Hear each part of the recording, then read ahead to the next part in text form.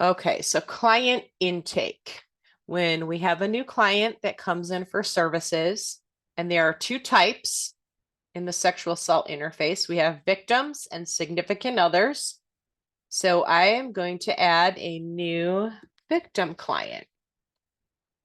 And the first thing is you want to assign a unique client ID for this person.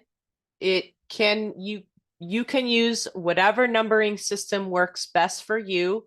I think the most common is using the date that they first came into the organization. But you can come up again with whatever system works best for you. The one rule that absolutely must be followed is this ID cannot contain anything about that individual, not a partial social security number, not a birth date, not an address.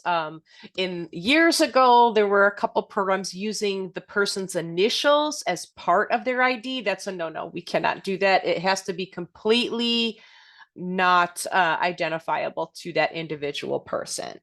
So I'm going to make my ID SAT for SA training. I'll say 24 to represent the year 01011V.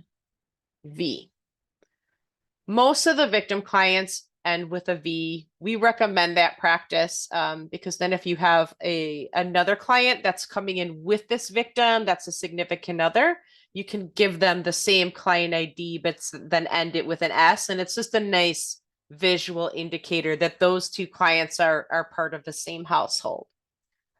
And then the first contact date, I'm making my client's first contact date 1/1/24. Age at first contact. Gender identity. Race ethnicity is a select all that apply field. So you can check all the categories your client identifies with, and there is an unknown checkbox if you don't know that information. Sexual orientation, health insurance, employment status, their highest level of education, marital status, and then pregnancy status. And then if they are, this seems a little bit redundant, doesn't it? I'm going to say some college. And then if they are a current college university student, you can check that box. Presenting issues, this is what type of victimization did your client experience? You do need to select one primary, and this is a mandated field. This is showing that the person entered in Infonet is a survivor of some form of violence. We added human sex trafficking 5 years ago, so you can select that. And I know often survivors have experienced multiple forms of violence, but you want to pick one as the primary. Oftentimes it's the incident that prompted them to come to you for help, but not necessarily. So just use your best judgment as to what is the primary presenting issue. The approximate date of when this happened, I'm going to say it happened the day before they came in. If it was continuous abuse over a period of time, rather than just one incident, you would also want to end an end date. Again, it can be approximate. Somebody who experienced child sexual abuse as a child, that might be a situation you'd have a begin and an end date. I'm going to leave it blank in this record. Primary offense location, that's again referring to the incident that really prompted them to come to you for help.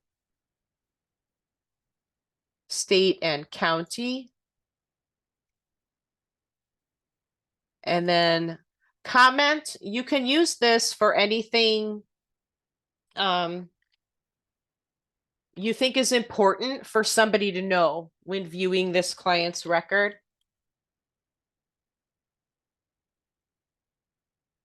anything you think is just an issue for the survivor you're helping. I would just be careful. This is a string field or a text field. So I would just refrain from putting anything in there that you think could potentially reveal who they are. So that's just what you want to be cautious about. Now, we are being forced to select one primary presenting issue, but here are a list of other presenting issues that your survivor may be dealing with. So you can check all that apply.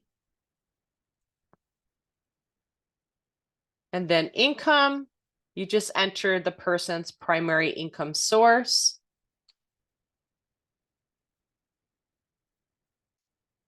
If they have other income sources, you can check those as well. And then referral source, most clients only have one referral source, I think, but there can't be more than one. And here is the first time we see our agency field that is also linked to the agency lookup list we were just working with. So if they were referred maybe by a hospital, I'm going to select the specific hospital that referred my client. I'm going to say Sherman Hospital because that's the one we were working with. If it is an other type of organization you don't think is well represented on this page, you can check other, and then this text box opens for you to provide more detail. Language and disability needs is for those that whose primary language is not English, or they have some form of disability. If they do not have any of these needs, you can check none identified, and you can check all the needs that your client does have. If they have limited English, you would want to select this box, and then the primary language field opens up for you to select whatever language is their primary. And then now we have residence. This is where you enter where your client lives. The zip code is the smallest geographic level that's entered into InfoNet.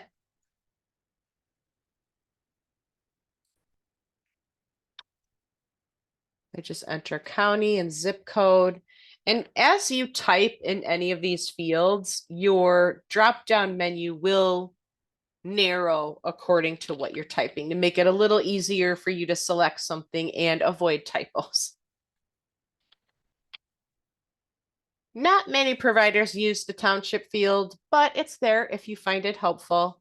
I think United Way, if you have United Way as a funder, they may require data by township. So that would be one reason for using that field.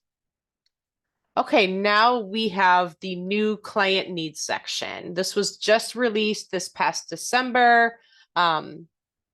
You want to simply check, look at all of these needs. They're organized by broader category, and this list was designed by a list of folks just like you. We had a sexual assault InfoNet Stepping Forward advisory group.